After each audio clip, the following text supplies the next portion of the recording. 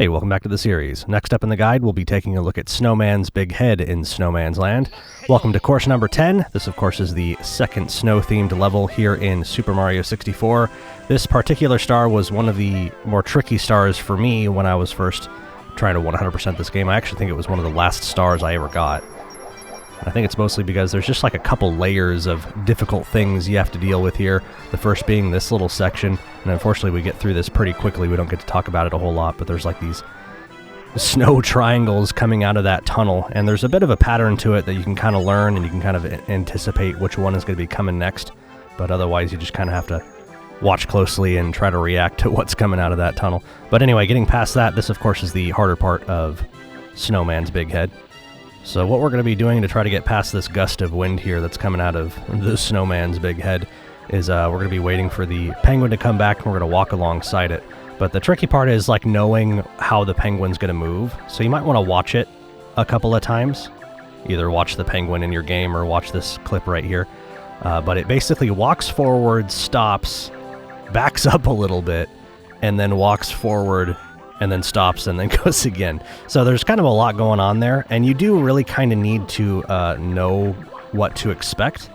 Because at any time, if you go like, hey, I think I can go now, and you just go too early, then you're going to get blown off of the whole structure, and then you get to walk all the way around, and it's really frustrating. So I got the video backed up here. I'm just replaying it back at about 1/3 speed, so we can kind of take a look at this a little bit slower. But here we are with the penguin. We're going to walk forward, and it kind of starts off a little bit quick, so you want to suddenly run, but you don't want to do that. You want to be careful because, I mean, look at the bridge. It's literally ice, so if you go sliding forward because you're trying to stop too fast, you'll probably get blown off.